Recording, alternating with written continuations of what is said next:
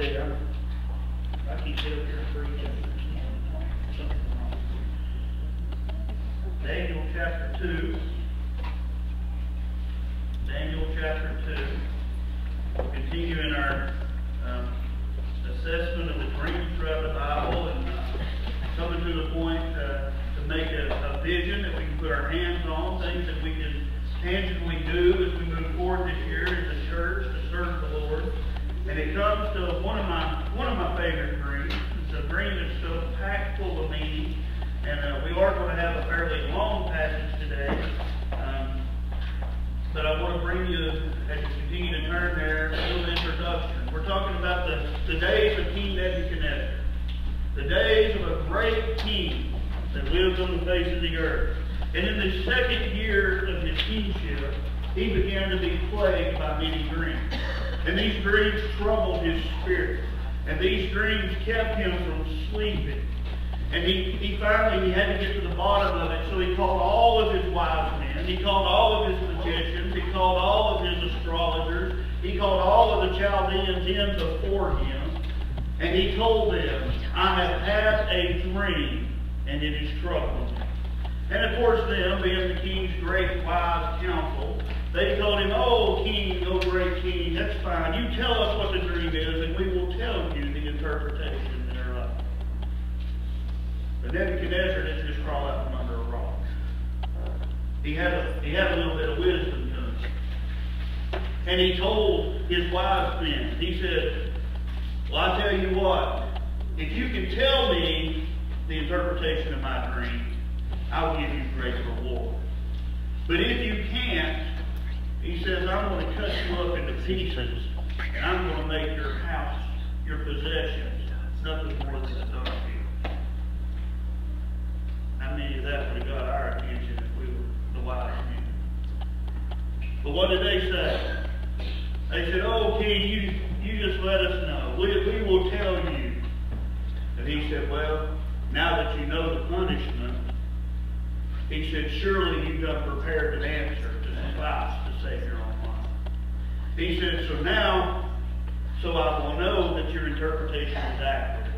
You will tell me the dream that I had, and then the interpretation. And I think one of the most beautiful things here is we could preach all morning on this particular thing. But when that was laid before him, his wise men got one thing right. They said in verse number 10, there is not a man upon the earth that can show the king's matter. And that's true. But God could. And God would. At the time of grace.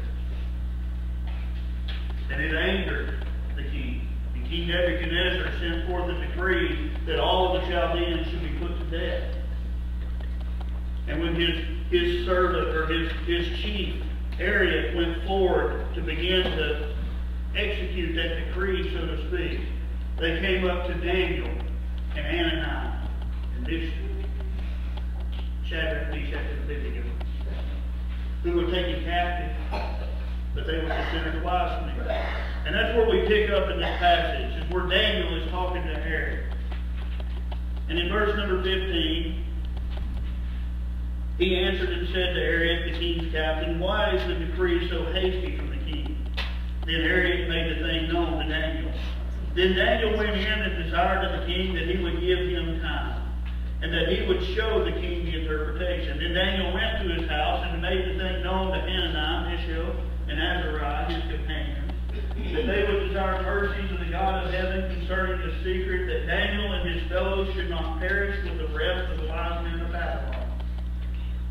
Then was the secret revealed unto Daniel in a night vision. Then Daniel blessed the God of heaven. Daniel answered and said, blessed be the name of God forever and ever, for wisdom and might are his. And he changeth the times and the seasons. He removeth kings. He setteth up kings. He giveth wisdom unto the wise, and knowledge to them that know understanding. He revealeth the deep and the secret things. He knoweth what is in the darkness, and the light dwelleth within him. I thank thee and praise thee, O thou God of my fathers, who hast given me wisdom and might, and hast made known unto me now what we desire to thee. For thou hast made known unto us the king's matter.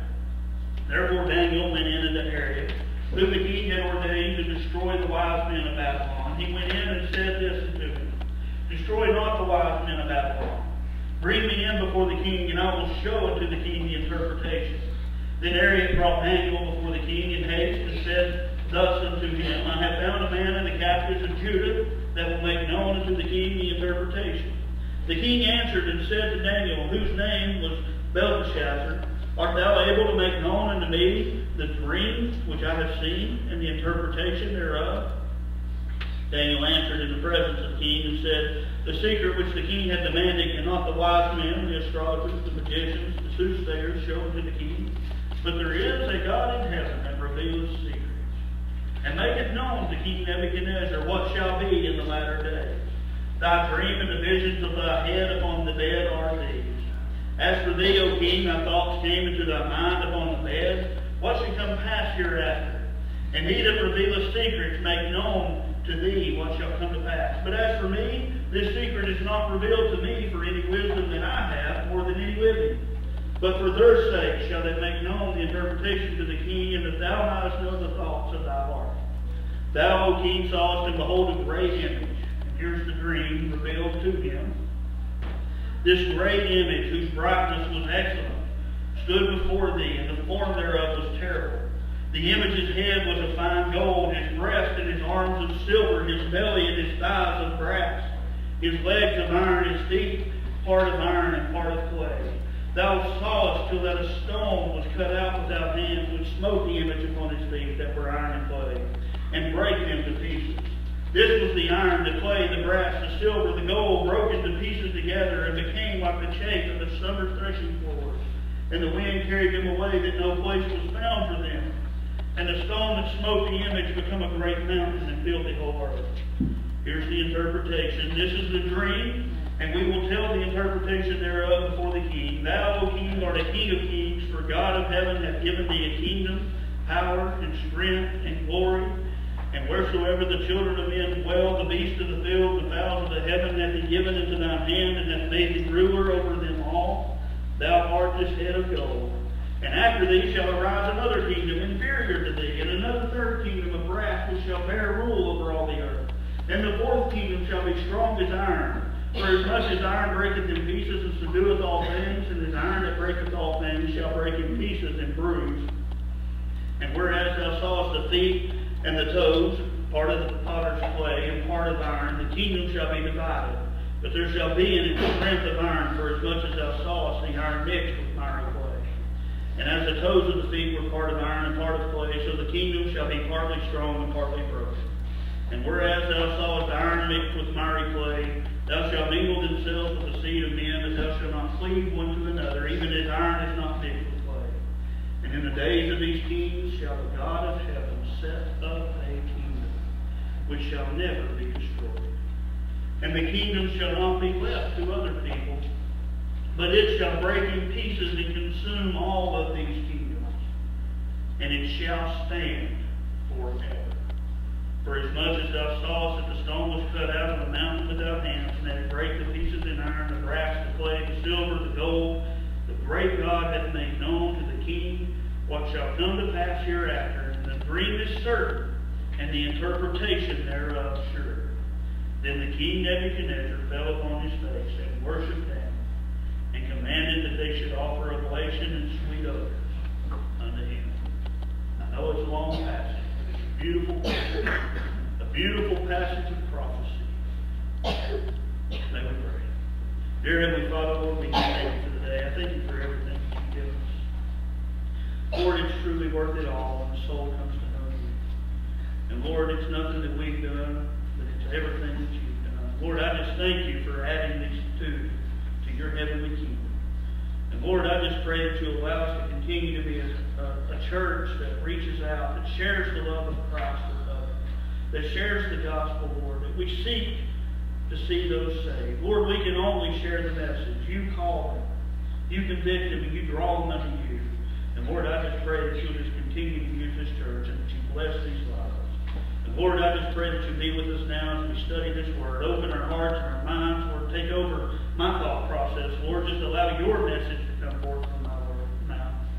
And Lord, may it be your words that are heard.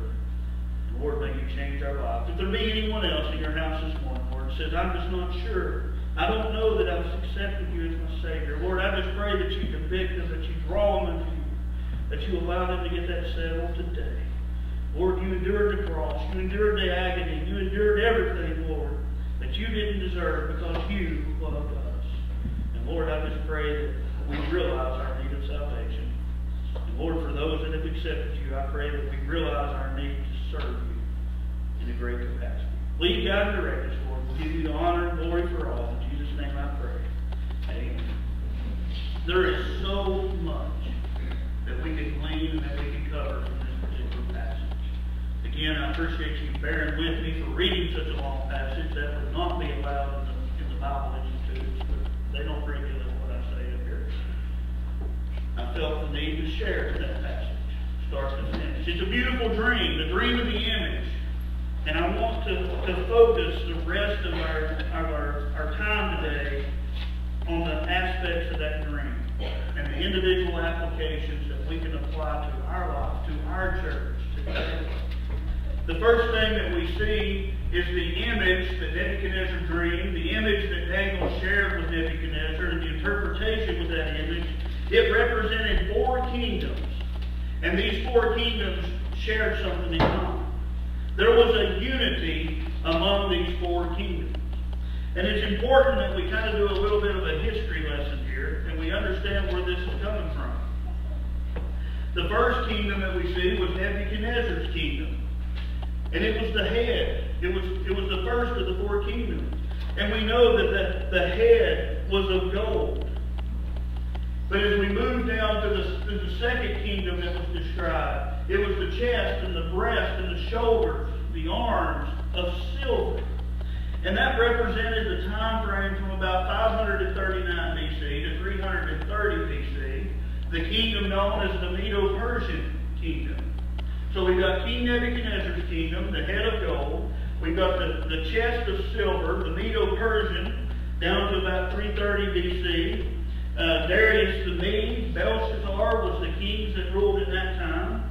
But then we move on down to the abdomen area, and we see that kingdom was represented by a belly of brass. The Grecian Empire that ruled from about 330 BC to 63 BC. Philip of Macedonia was one of the first leaders in the Grecian Empire. And then the one that all of our history books are even still talking about today, Alexander the Great, was a king that ruled in the Grecian Empire. And Alexander the Great, we know, died when he was 33 years old. And his kingdom, his empire, he had 4 generals, and those generals took his empire and they split it into 4 different parts. They divided it among them. It's good to see young people shaking their head. I'm glad you're learning that. It's good history. It's biblical history. But the 4 things that we see there, we see General Ptolemy, and he took Egypt, and he made Alexandria the capital. And then Seleucus, he took Syria, and he made Antioch the capital. And then we saw Lysichamus, he took Thrace and Bithynia, and then Cassandra took Macedonia.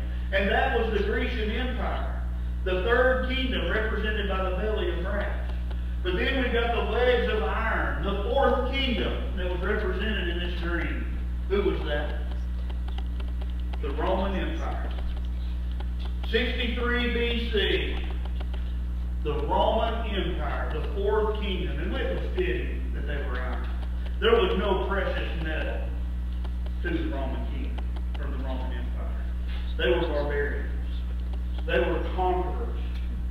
They were strong as iron. They crushed. They disintegrated. They broke into pieces nation after nation. The Roman Empire gained control of the world. They took over. But that Roman Empire had a weak point. The Roman Empire, as strong as they were, had a weakness. And Rome's weakness was that it had feet of not iron, but of iron and miry clay. Just like this prophecy tells us, the 4th kingdom would be divided. And the Roman Empire was definitely a divided empire.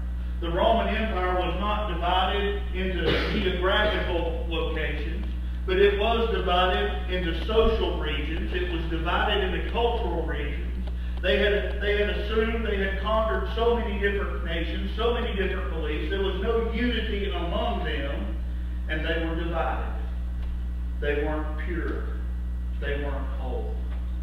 That was their weakness. Iron and clay cannot be fused together. It was a weakness. The people of Rome could not be fused together. It was their weakness. Rome tried to unite the world. Rome made the push they incorporated the emperorship. And they thought this will be essentially the world order at the time. We will rule the world. We will reign the world. But that would fail. And it would come to no avail. You say, you just described 4 different kingdoms. But yet you put up here on the board that there was a unity among them. How can that be? Well, the unity among them 4 kingdoms, the unity among the vision and the image that Nebuchadnezzar saw and that Daniel described, was the unity that each of these kingdoms were a Gentile nation, of Gentile descent, and they were each kingdom that suppressed, subjugated, or conquered the nation of Israel. They were people that were against God's people. That's the image that he was looking at. You know, there's a growing unity in the world today. The world today is becoming more and more unified. But I'm sad to say it's not the church. And it's not God's people that are becoming unified. It's all the nations, it's all the countries, it's all the kingdoms that are against God's people. It's the unification of our adversaries that we're facing today. That's why this dream, that's why this image, we can directly apply to our church today. We need to be unified. Not just us, but all of God's children. I'm going to say this, you know, Southern Baptists are not going to be the only people in heaven. No. I just want to make that clear. In case anybody misunderstands that. We're not. My grandmother used to joke. She said, when you get to heaven, you stay in the Baptist corner, I'll be in the Presbyterian corner. And that's a joke. Man-made denominations have got nothing to do with it. Knowing Jesus Christ shed His blood for you on the cross of Calvary, and that you're a wretched sinner and you have no way to go to Him except by grace through faith, accepting His blood as the atonement for your sin, confessing your sins and believing in your heart that God raised you from the dead, thou shalt be saved. It don't matter denomination. And we need a unifying of the church today. We need a unifying of God's people today. But what we're seeing is a unifying of our adversaries.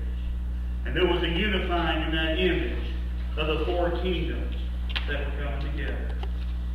The second thing that we can look at is when we look at these kingdoms, when we look at this image and we see the detailed description that God's Word gives us of it, there is a negative progression, or there is a deterioration of the kingdom from one to the next. You see, the head of gold, it's the most precious of all metals. Gold, you ladies, you like your gold, don't you? You'll settle for silver, but you like your gold. King Nebuchadnezzar, he was told, you'll be the greatest of these nations. You'll be the greatest of these kingdoms. And even gold today, I think the market price is plus or minus a little bit, $1,231 an ounce. If you wanted to go buy an ounce. But then the second kingdom come along, and it was a chest and breast of silver. It's still a precious metal. It's still a commodity that's sought after. But it's about $22 an ounce right now, I think. My research is accurate. It's less valuable. It's deteriorating. And then we go to brass. You know? Brass, okay. Still metal. It's about 12 cents an ounce. And then we come to the fourth kingdom, where we're told to be the strongest, and we got iron. How many of you ladies want a ring of iron? Nobody does. We're not as fruit. But men, you know you can buy that about 3 to 4 cents an ounce. How many rings did you get? See, the point is each one of those kingdoms deteriorated. And it deteriorated all the way down to the feet. You know how much that iron in the feet was worth? It's a zilch. Because it was contaminated. Not even the 3 cents an ounce iron had a value to it. Because it was contaminated. What am I saying here? What is our application?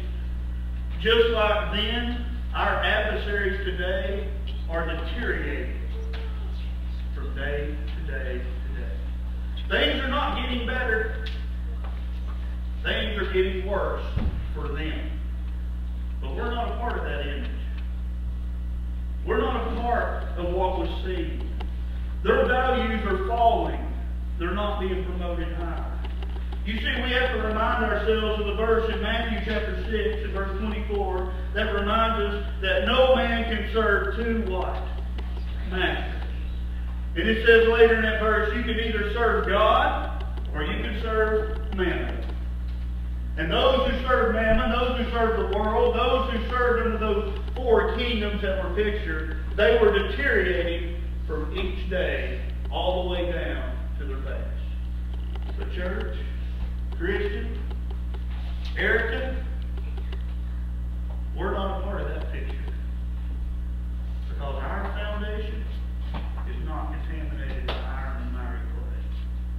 Our foundation is the solid rock. Our foundation is the chief cornerstone, the Lord Jesus Christ Himself. And we have nothing to worry about. On Christ's solid rock I stand. All other ground is sinking sand. All other ground is sinking sand. You see that? I'm going to steal the third point from my own self here. Let me not get ahead here. The image deteriorated.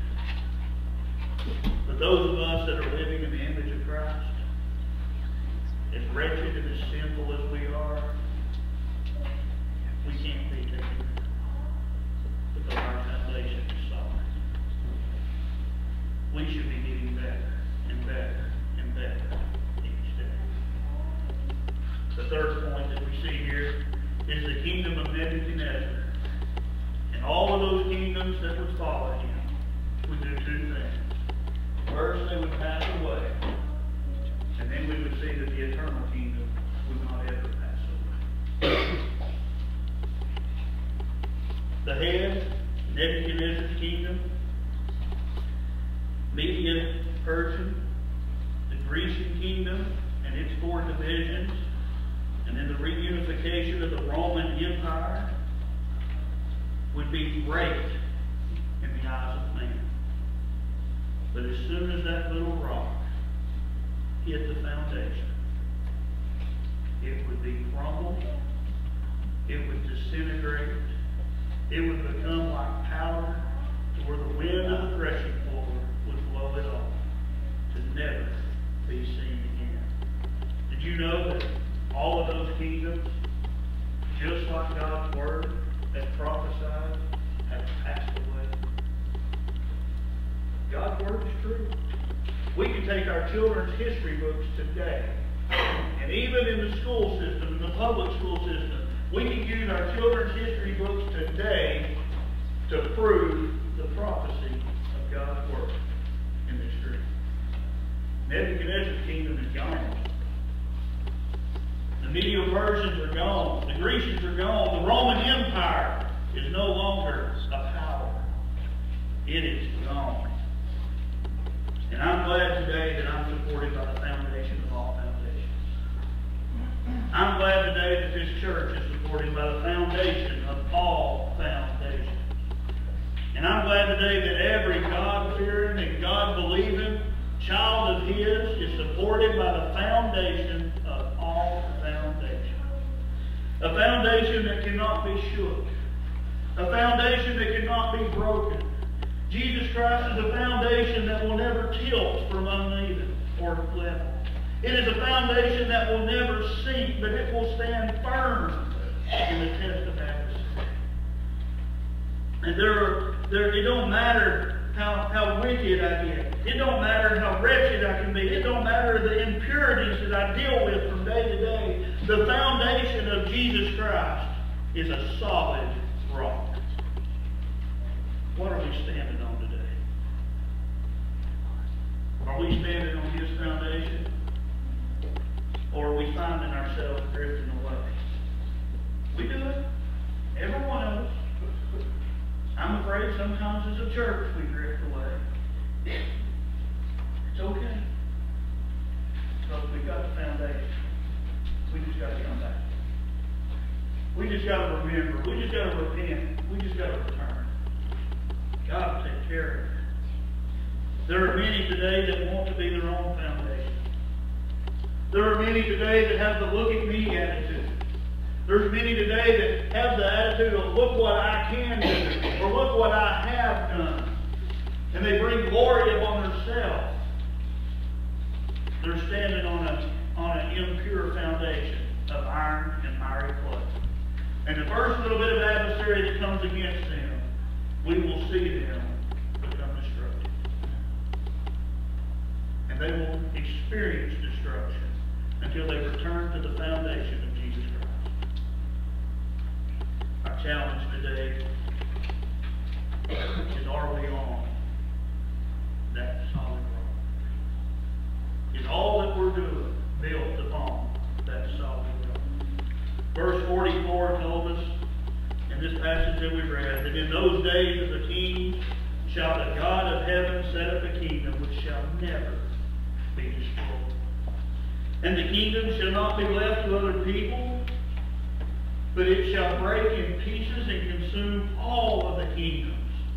And the last 5 verses and a word, and it shall stand forever. When was this prophecy fulfilled? Huh? Calvary. Okay.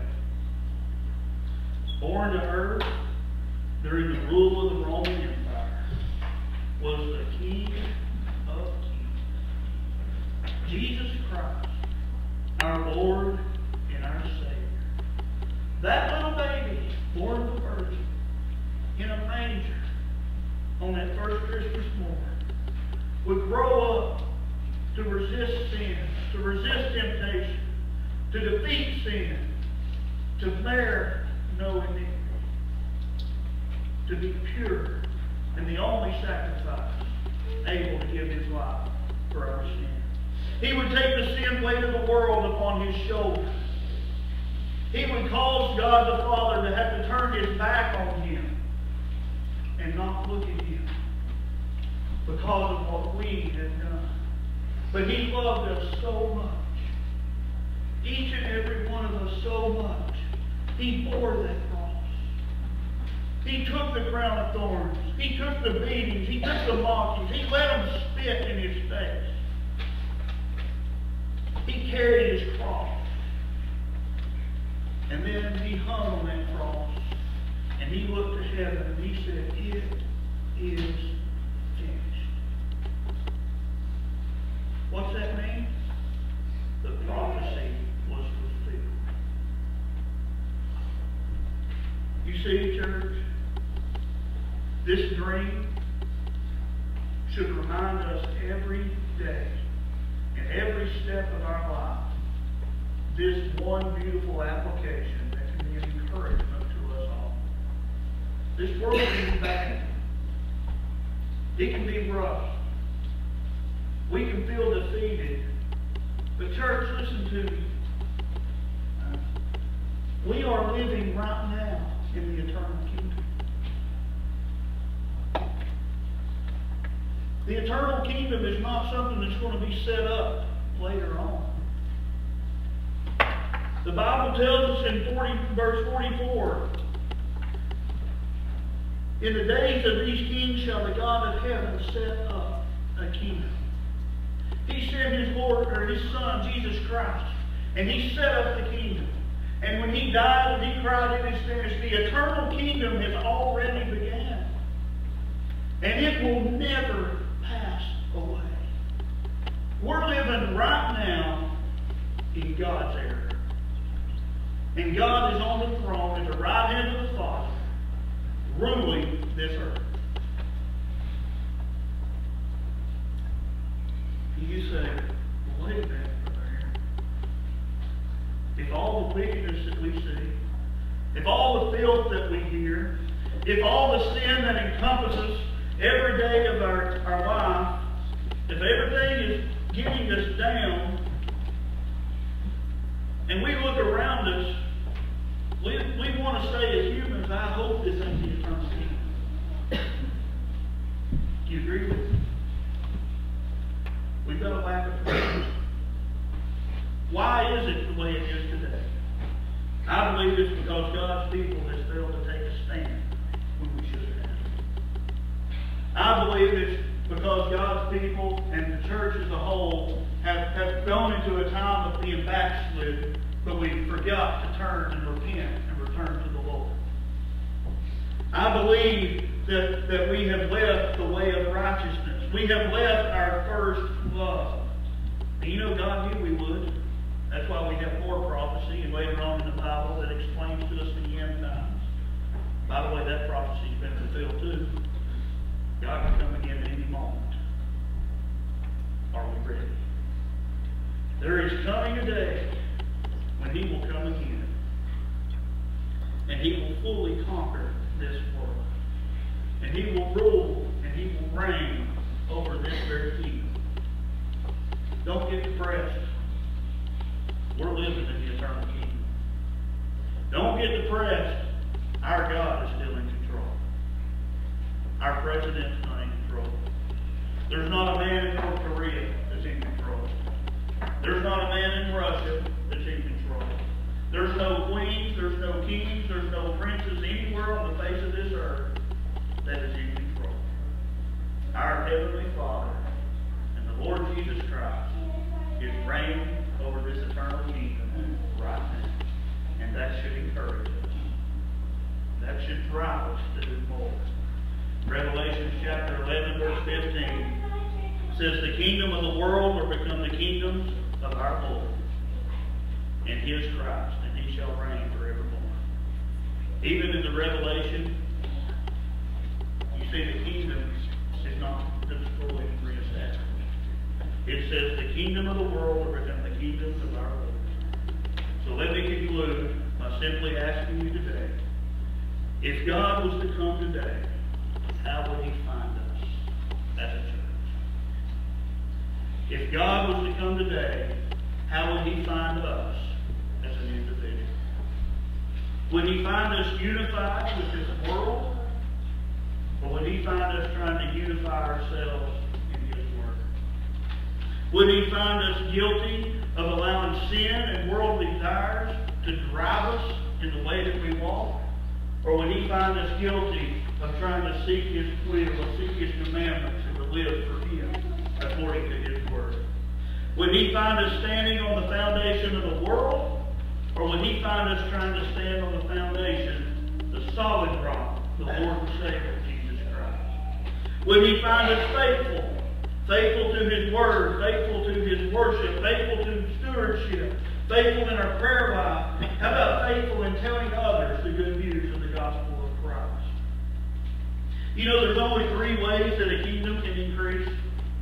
And I'm talking about any kingdom. It can increase in territory, a kingdom can increase in power, and a kingdom can increase in number. And this eternal kingdom that we're living in right now, it can't increase in territory. Why? Why can't it increase in territory? Because God has already created this earth and it all belongs to him. It can't increase in territory. It can't increase in power, because even when he gave us the Great Commission, he said, all power is given unto me. All exousia, all jurisdiction is given unto me. But it can increase in the number of souls that come to know him as the Lord and Savior. So I simply ask, will he find you, Christian, faithful of carrying forward the Great Commission? And then I ask each individual one of us, will he find your name written in the book of life? Will he find that you are a child of his? Have you accepted him by faith? He died on the cross for you. He's already paid the price. As Miss Martin comes, Mr. James comes, I ask you to back it in, please, for just a second. The invitation will be open here in just a second. I ask you to ponder these questions. How will God find you? How will God find us? May we unify in him. May we realize that the world will get weaker and weaker and weaker. But we as a church should be getting stronger and stronger and stronger. If we'll just come back to the foundation, he can do that. And then know that all these troubles are going to pass away. He defeated them at the cross of Calvary. And he will put the final stamp of defeat on this world when he steps out on the cloud and he calls us home. And he glorifies us forevermore. Pray with me. Dear Heavenly Father, Lord, I thank you for the day. Lord, I just pray that you be with us in this time. Lord, the invitation is one of the most important times of all the service. Lord, I just pray that you'll remove any distractions from before us in the next few months. That you'll just allow us to seek your will, Lord. If you spoke to us, Lord, you'll just allow God's people to come and to lay these things at the altar between you and them. That you can change our lives and allow us to be servants for you, to make an impact for you. Lord, for me, any among us that's not ever given their life to you, they've never accepted your free gift of salvation. Lord, I just pray that you'll speak to them, that you'll draw them to you today, that you'll lead, you'll guide, you'll direct them. And they can walk out of here today knowing for sure they can spend eternity with you. Lord, we thank you for the souls you've given us. We thank you for the ones that you're going to place in our path. Lord, may we just be faithful stewards to carry your gospel forward. If there's anything on the hearts and minds, Lord, I just pray that you'll allow us to hearken unto you as we have this time of invitation. Lead, God, and direct.